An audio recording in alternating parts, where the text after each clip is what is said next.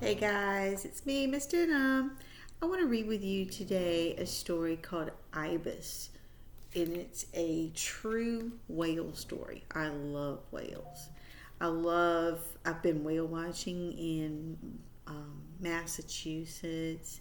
I used to teach big unit on whales, so I have a lot of background knowledge about whales. And we're going to continue with our little series on what good readers do. Now, last time we read The Paperback Princess and we talked about predicting as you go along in your mind, thinking about what do you think is going to happen. Well, today when we read Ibis, we are going to make sure that when we don't understand something or we stumble over words, we're going to go back and reread. Good readers reread sentences that don't make sense to them. And that's what we're going to do today in Ibis if I stumble over anything. So we'll see. So this is an AR book. You can take a test on it after you read it with me several times. It says a true story of a whale, but when I looked at the AR test yesterday, it was under fiction. So I'm not sure why it's under fiction if it's a true story of a whale. It should be nonfiction, but we'll take it as nonfiction anyway. Okay, so you know you need to have 4 of them this 9 weeks, so don't forget that. All right, let's read Ibis, the true story of a whale. Here's the title page.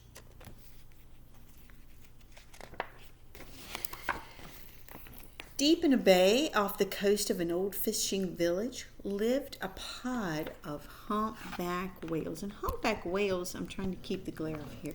Humpback whales are probably my favorite type of whale. Let me situate this a little bit so the sun's coming in. And now you can see Daphne a little bit too, back here in the chair. One of the whales was a little calf named Ibis, and Ibis was curious about everything she saw.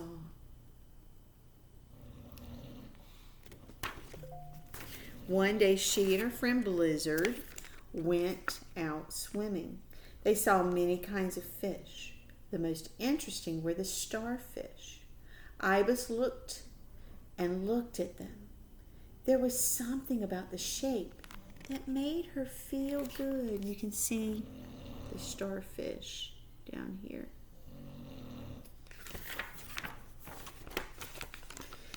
As Ibis and Blizzard were drifting over a reef, they heard a strange humming noise. The 2 calves looked up to see something large and dark pass overhead. It was as big as a whale, but it wasn't a whale. The calves were frightened. They had never seen a boat before. They swam back to their mothers. Mothers are always a good safety net for us, aren't they? The next day, Ibis went back to the reef. It wasn't long before another boat came along. Again, Ibis was scared, but she was curious too.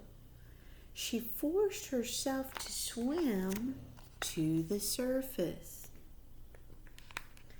In the cool, hazy air, she saw several faces watching her. They didn't look scary. In fact, they looked friendly. Ibis liked them.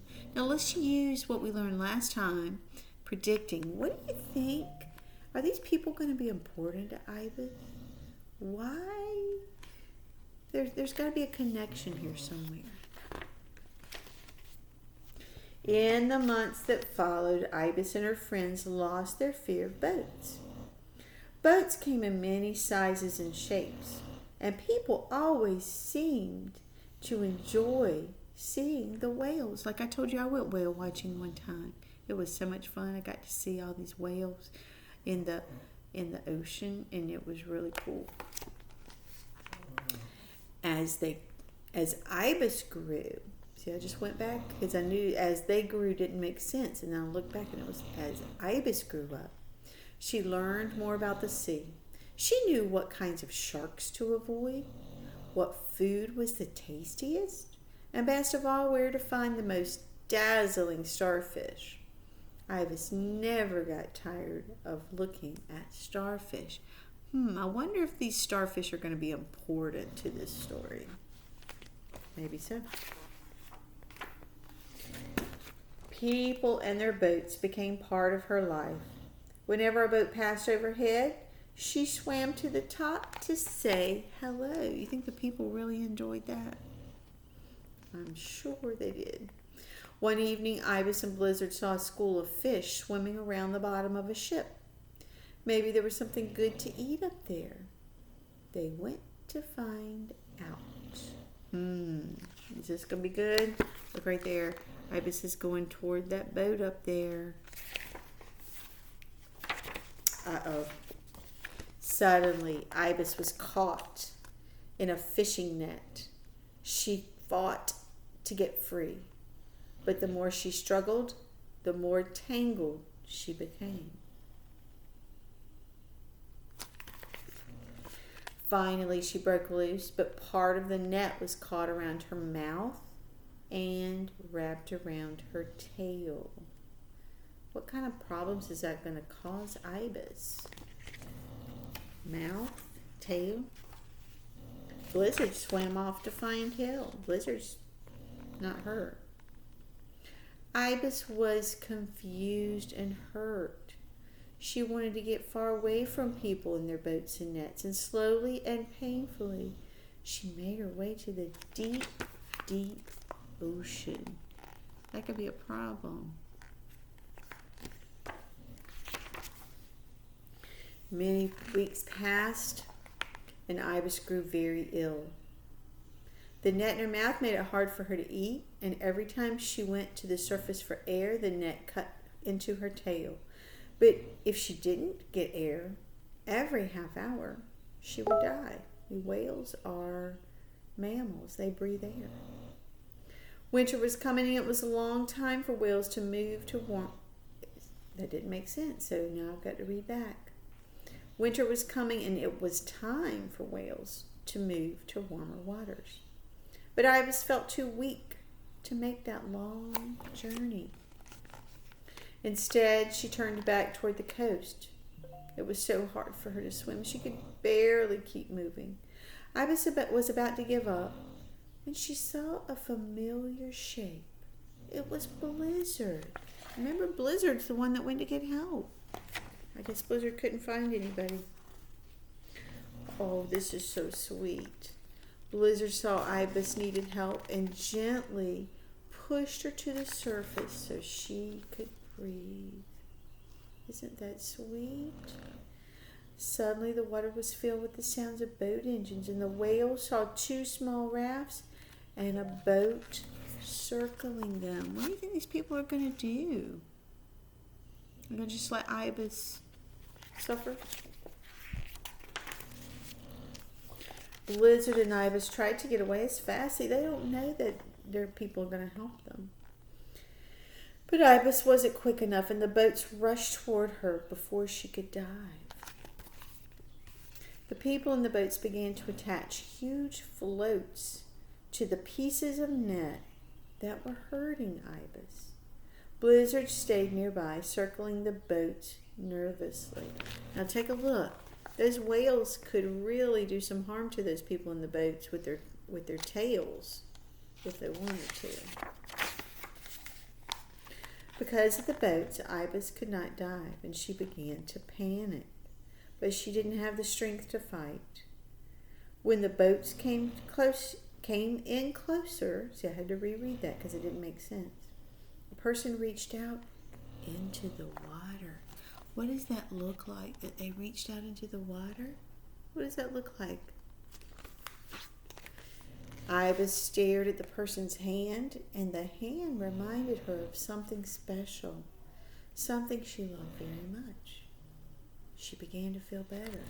So what does that hand remind her of? The starfish. Soon the many hands dipped into the water. Ibis felt them rugging at the line.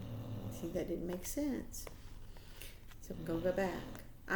Ibis felt them tugging at the lines in the net. Moments later, the lines fell away, and she was free. Ibis blew a big spout from her blowhole as if to say, "Thank you, thank you." Then she dived deep into the water for the first time in many weeks and felt no pain. How wonderful she felt. Blizzard joined her, and the two whales popped back to the surface for one more look.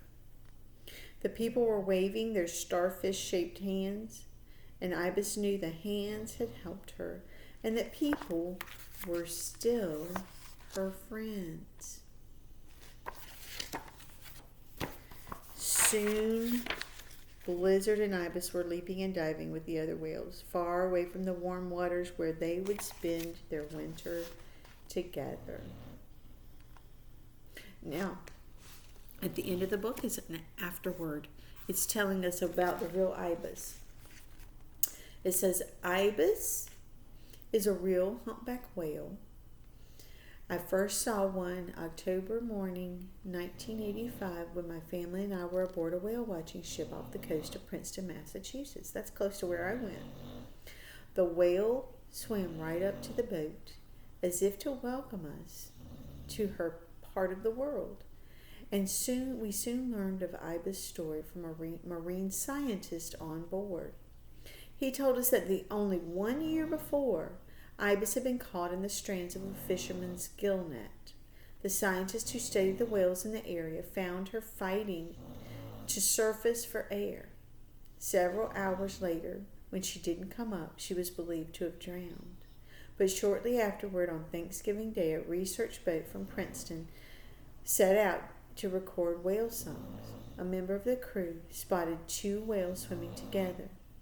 One of the whales was trapped in the net. It was Ibis. The crew rescued her by attaching floats to her net. In this way, they could keep her at the surface so they could reach into the water and free her.